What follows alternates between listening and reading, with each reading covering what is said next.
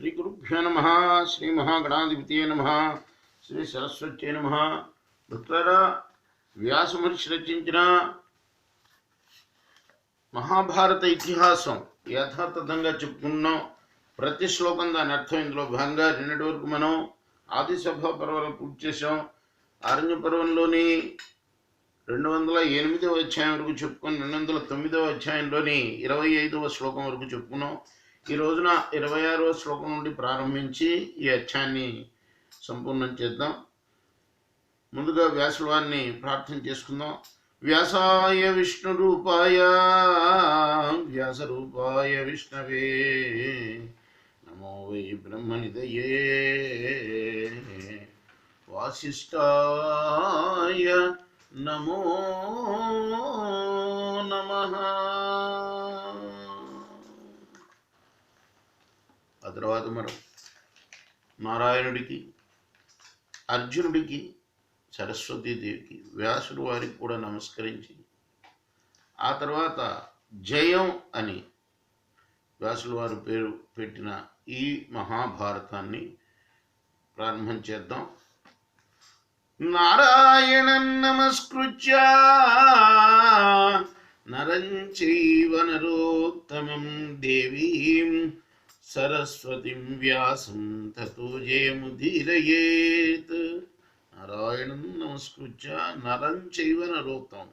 నరోత్తమంలో నరుడని పేరు పడ్డవాడు నరనారాయణుడు అంటాం కదా, అంటే అర్జునుడికి కూడా నమస్కరించేస్తాం.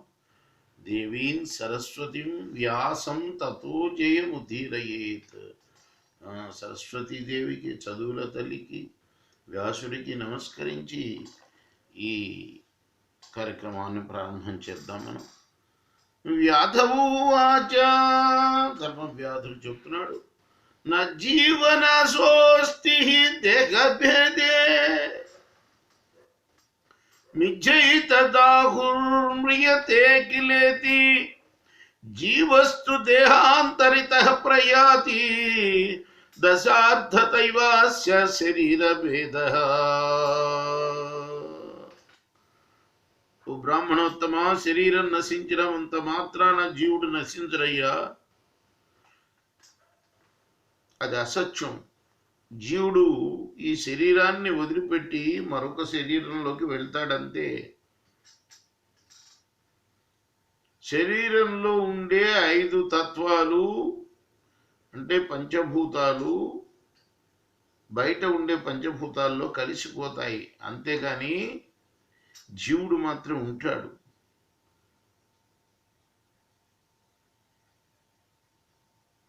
అన్యో హినస్నేతి కృతం హి కర్మ మనుష్యలోకే మనుజస్య కశ్చిత్ యత్తేన కించిత్ కృతం హి కర్మ తదశ్నుతే నాస్తి కృతస్య నాశః.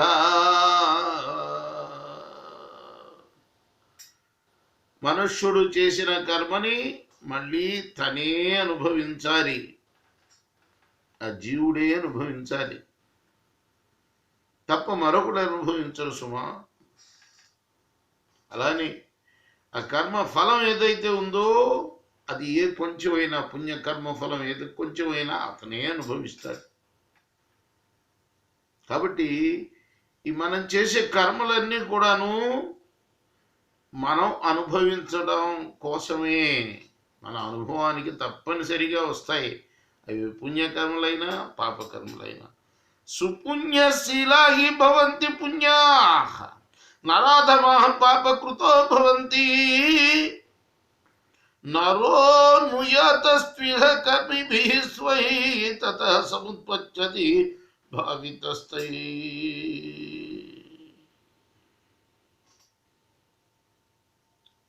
మానవులు పుణ్యశీలులైతే వాళ్ళు పుణ్యకర్మలు చేసిన వాళ్ళు అవుతారు, వాళ్ళు అధములైతే పాపపు కర్మలు చేస్తూ ఉంటారు. కాబట్టి మానవుడు చేసిన ఈ కర్మలే జీవుణ్ణి అనుసరిస్తాయి వేరే లోకానికి. వాటితోటి పోటీ అంటే వాడు ఎక్కడ జన్మిస్తే అక్కడికి వచ్చేస్తాయి అవి వాడి వెంటే. వాటి ప్రభావం వల్లే అతను జన్మను కూడా పొందుతాడు. ఏ జన్మ పొందాలో ఆ జన్మ అదే వివరించి చెప్తున్నాడు అనమాట. ఇంతకు ముందు సూక్ష్మంగా చెప్పాడు ధర్మవ్యాధుడు, ఇప్పుడు చాలా వివరించి చెప్తున్నాడు. బ్రాహ్మణ ఉవాచ అంటే ధర్మవ్యాధుడు చెప్పిన దానికి కౌశికుడు అడుగుతున్నాడు మళ్ళీ, కథం సంభవతే యోనౌ కథం వా పుణ్య పాపయో జాతి పుణ్యాస్త్వ పుణ్యాశ్చ కథం గచ్చతి సతమా. అసలు జీవుడు మళ్ళీ ఇంకొక గర్భంలో ఎలా జన్మిస్తాడయ్యా? పుణ్యపాపాలతోటి వాడికి సంబంధం ఎలా ఏర్పడుతుంది? పుణ్యపాప జన్మలు ఎలా కలుగుతాయి? వివరించండి, ఇంకా వివరించండి అంటున్నాడు. వ్యాధవాచ ధర్మవ్యాధుడు అంటున్నాడు, గర్భాధాన సమాయుక్తం కర్మేదం సంప్రదృశ్యతే సమాసేన తు తే క్షిప్రం ప్రవక్ష్యామి ద్విజోత్తమా. ఓ ద్విజోత్తమా, ఓ బ్రాహ్మణోత్తమా, ఈ కనిపించేదంతా కూడా కర్మ పరిణామమేనయ్యా. ఈ సంగతే ధర్మశాస్త్రాలన్నీ చెప్పాయి. ఈ విషయం అంతా కూడా నీకు సంక్షిప్తంగా చెప్తాను, విను. యథా సంభృత సంభారః పునరేవ ప్రజాయతే శుభకృత్యుభయో నీషు పాపయోనుషు. కర్మ బీజాల్ని జీవుడు మూటగట్టుకుని మళ్ళీ జన్మించే విధం ఏమిటో చెప్తా విను. పుణ్యకర్మలు చేసేవాడు పుణ్యాత్ముల గర్భం నుండి, పాపాత్ముడు పాప గర్భం నుంచి జన్మిస్తాడయ్యా. శుభ్రై ప్రయోగైర్దేవత్వం వ్యామిశ్రైర్మనుష్యో భవత్ మోహనీయైర్వ్యోనిషు తథోగామి చకిల్భిషి. పుణ్యకర్మలు కనుక చేసి ఉంటే మానవ జన్మ ఎత్తినప్పుడు వాడికి మరుసటి జన్మలో దేవత్వం లభిస్తుంది. అలా కాకుండా పుణ్య పాప కర్మలు మిశ్రితంగా కొన్ని రోజులు పుణ్యకర్మలు, కొన్ని రోజులు పాపకర్మలు, ఈ రెండు కలిసి చేస్తే మానవుడుగా పుడతాడు. మరి తామస కర్మలు కనుక చేస్తే వాడు పశుపక్షాదులుగా జన్మిస్తాడు. కేవలం పాపకర్మలు మాత్రమే చేస్తూ ఉండేవాడు నరకాన్ని పొందుతాడు. జాతి మృత్యు జర దుఃఖై పతతం సతతం సమభిద్రుత సంసారే పశ్యమానస్య దోషైరాత్మకృతైర్నరః.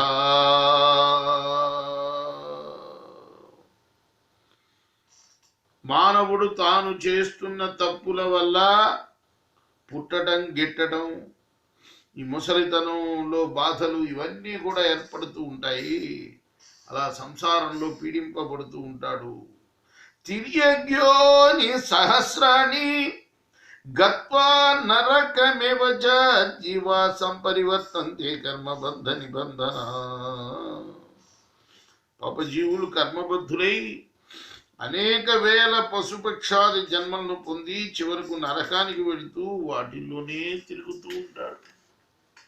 సూక్ష్మంగా ఎర్రాప్రగడ ఒక చిన్న పద్యం రాశాడు, చాలా క్రోడీకరించాడు. చాలా మొత్తం ధర్మవ్యాధులు విపులంగా చెప్పిందంతా విపులంగా చెప్పకుండా ఒక చిన్న పద్యంలో సరిపెట్టాడు.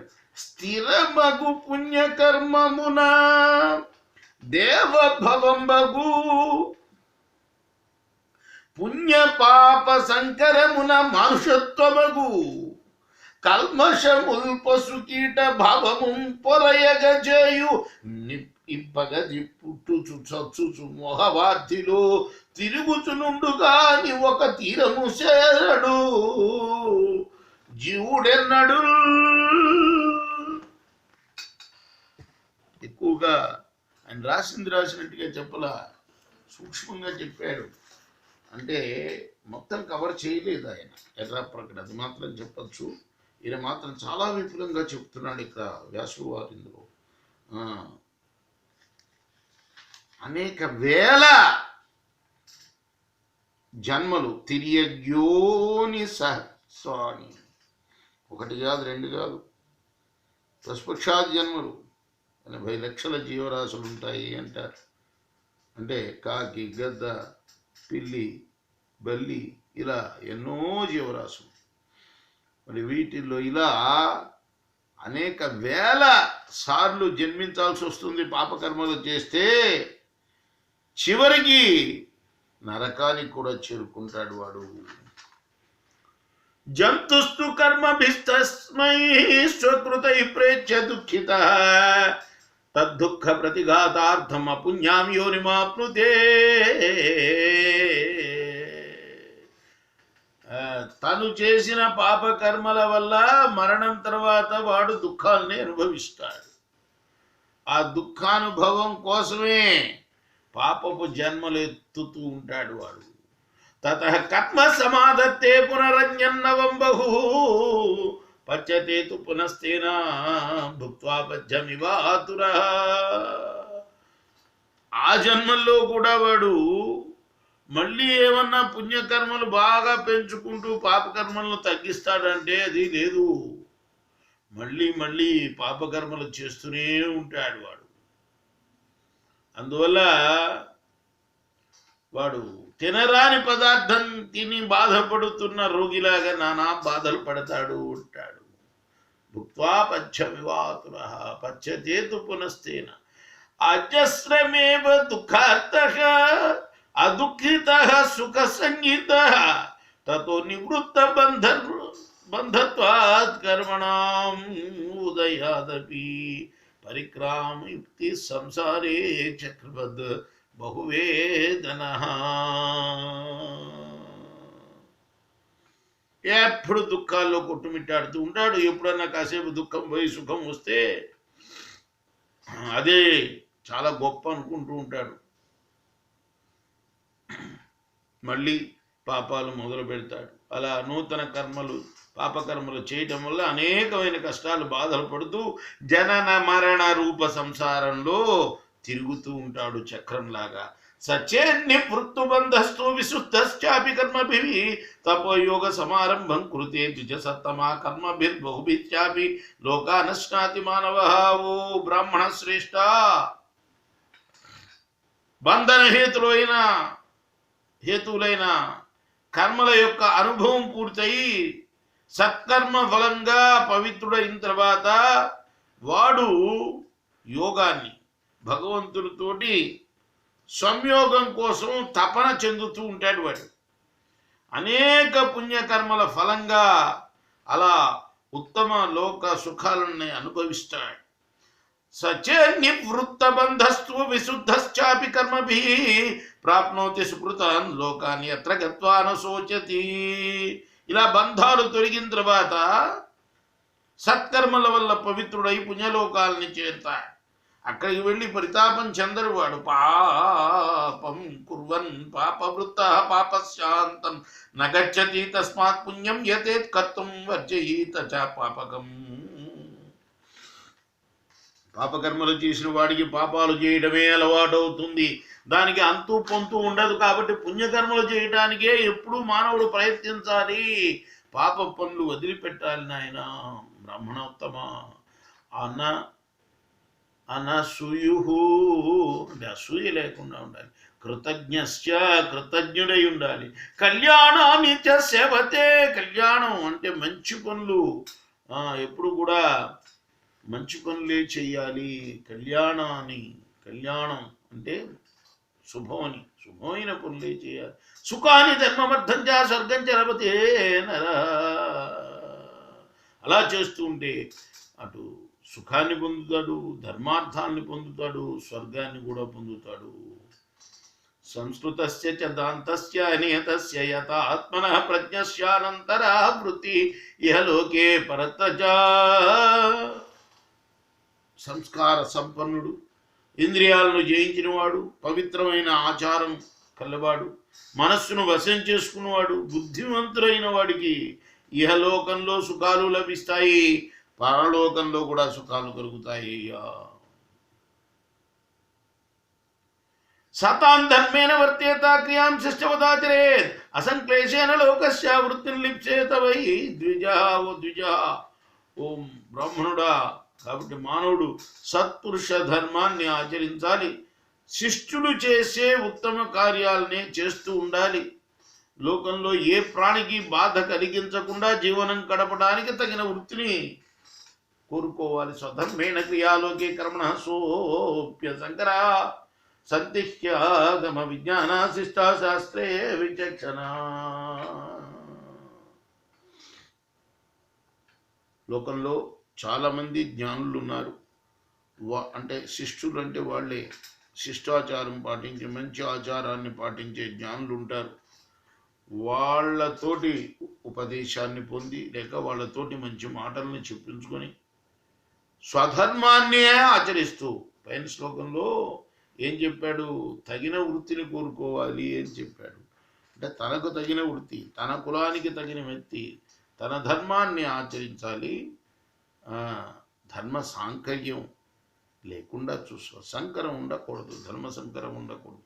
ప్రాజ్ఞో ధర్మేణ రమతే ధర్మం చైవోపజీవతి తస్మాత్ ధర్మాదవాస్తినాథేన ధనేన ద్విజ సత్తమా తస్యైవ సించతే మూలం గుణాన్ పశ్యతి తత్ర వై మహాన్ భవ. వివేకవంతుడైన వాడు ధర్మాచరణంతో ఆనందపడతాడు, ధర్మాన్ని అనుసరించే బతుకు తిరుగు చూసుకుంటాడు. ధర్మంతో సంపాదించిన ధనంతోనే అతడు జీవనాన్ని సాగిస్తాడు. ధర్మాత్మా భవతి హేనం చిత్తం చాస్య ప్రసీదతి సమిత్ర జన సంతుష్ట ఏ ప్రయత్న నందతి. ఈ విధంగా ధర్మాత్ములై అతడు మనస్సుని నిర్మలంగా ఉంచుకుంటాడు. మిత్రుల సాంగత్యంతో సంతృప్తుడై ఇహపరాల్లో ఆనందం చెందుతాడు, ఆనందిస్తాడు. శబ్దం స్పర్శం తథా రూపం గంధానిష్టాంశ సత్తమ ప్రభుత్వం లభతే చాపి ధర్మస్థైతత్ ఫలం విదుహు. అతడు శబ్ద స్పర్శ రూప గంధాలతో అన్ని ఇంద్రియ సుఖాలని అధికారాన్ని పొందుతాడు. ఇదంతా ధర్మఫలమే సుమా, ధర్మాచరణ ఫలమే. ధర్మస్య చ ఫలం లబ్ధ్వా న తృప్యతి మహాద్విజ అతృప్యమానో నిర్వేదం ఆపేదే జ్ఞాన చక్షుషా. ధర్మఫలాన్ని పొందిన తర్వాత ఆ సంసార సుఖంతో మాత్రమే వాడు సుఖపడడు. జ్ఞాన దృష్టితోటి చూసి ఇంద్రియ తృప్తి మాత్రమే మేలు అని అనుకోకుండా వైరాగ్యాన్ని పొందుతాడు. వైరాగ్యం అంటే అనురాగం లేకుండా ఉండటమే వైరాగ్యం. అదే ముక్తికి సోపానం అంటారు పెద్దలు. ముక్తి కలగాలి అంటే అనురాగాన్ని వదలాలి, అదే అన్నమాట. అంటే వైరాగ్యాన్ని పొందాలి. అదే చెప్పాడు, నిర్వేదం అంటే అదే వైరాగ్యమే. ప్రజ్ఞాచక్షుర్నరహ్య దోషను నైవానురుధ్యతే విరజ్యతి యథా కామన్న చ ధర్మం విముంచతి. లోకంలో జ్ఞాన దృష్టి గల వ్యక్తి రాగద్వేషాదులైన దోషాలని అనుసరించడు. రెండు ద్వేషమే, అనురాగము ద్వేషించదగ్గదే, ద్వేషము కూడా ద్వేషించదగ్గదే. అంటే అనురాగం ఉండకూడదు, ఒకళ్ళ పట్ల ద్వేషం ఉండకూడదు, రెండు ఉండకూడదు. అప్పుడే వైరాగ్యం కలుగుతుంది, విరాగం కలుగుతుంది. అయినా ధర్మాన్ని ఎప్పుడు వదలకూడదు. సర్వత్యాగే చేస్తే దృష్ట్యా లోకం క్షయాత్మకం తత్వ మోక్ష ప్రయత్నతే నానుపాయ ఆదుపాయత. జగత్తంతా అశాశ్వతమని భావించి అన్నింటినీ వదిలిపెట్టడానికి ప్రయత్నం చేస్తాడు అతడు. తగిన ఉపాయంతో మోక్షం కోసం ప్రయత్నం చేస్తాడు, అంతేగాని ప్రారంధాన్ని తిట్టుకుంటూ ఉండడు అతను. ఏవం నిర్వేదమాదత్తే పాపం కర్మ జహాతి చ ధార్మికశ్చాపి భవతి మోక్షం చ లభతే పరము. ఈ రీతిగా వైరాగ్యాన్ని పొంది పాప పనులు వదిలిపెడతాడు ఆ జీవుడు, ధర్మాత్ముడు అవుతాడు. తర్వాత పరమ మోక్షాన్ని పొందుతాడు.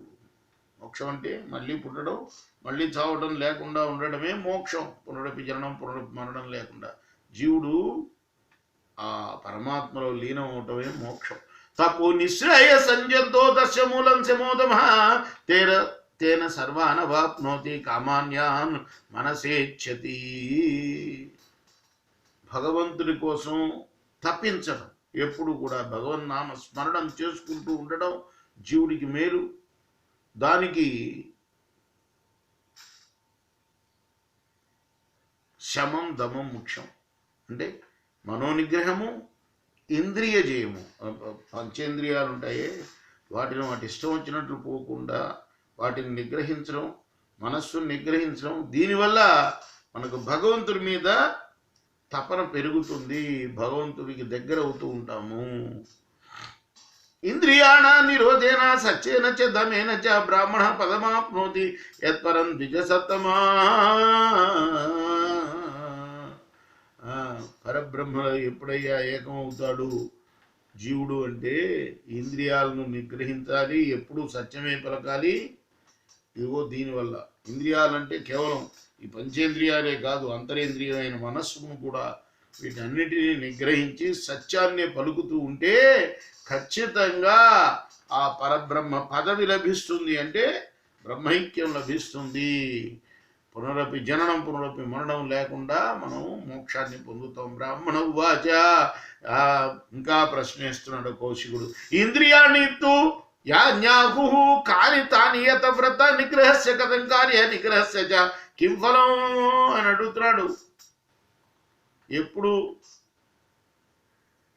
ధర్మాన్నే పాటించే ఓ ధర్మ వ్యాధుడా, ఇంద్రియాలని వేటిని అంటారయ్యా, అవి ఏవి, వాటిని నిగ్రహించడం ఎలాగా, నిగ్రహానికి ఫలితం ఏమిటి?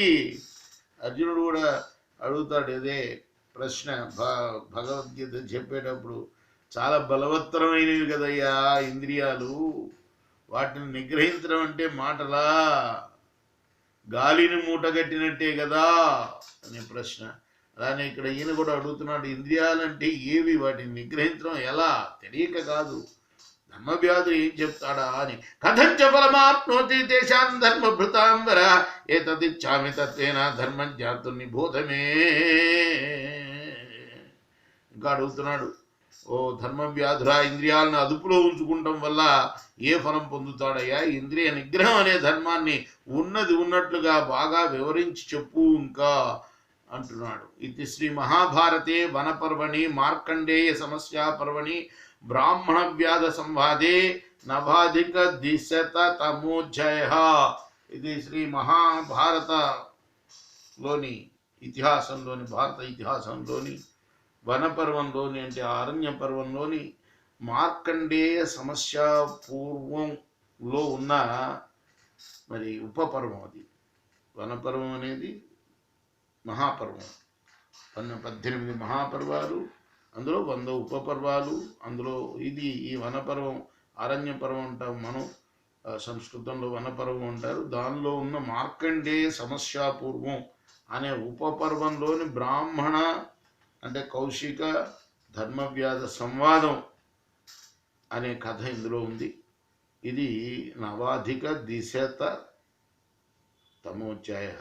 నవ అధిక ద్విశత, ద్విశత అంటే 200, నవాధిక అంటే 9 ఎక్కువ, 200కు 9 ఎక్కువ, ఇలా ఉంటుంది సంస్కృత భాషలో ఉన్న న్యూమరాలజీ అంటారు.